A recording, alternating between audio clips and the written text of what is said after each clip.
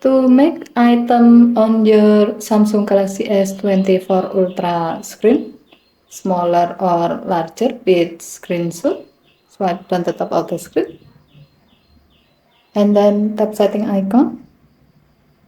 Scroll down the screen to find accessibility. Tap accessibility and then tap vision enhancement.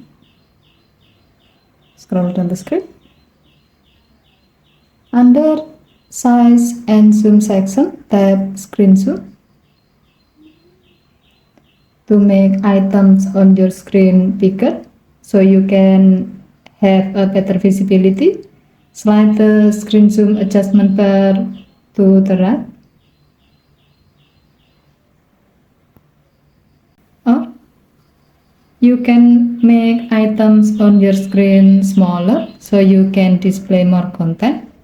Slide the adjustment bar to the left. As you are adjusting the screen zoom level, you can see how it looks like in the preview. So you can easily know which zoom level that will fit with your need.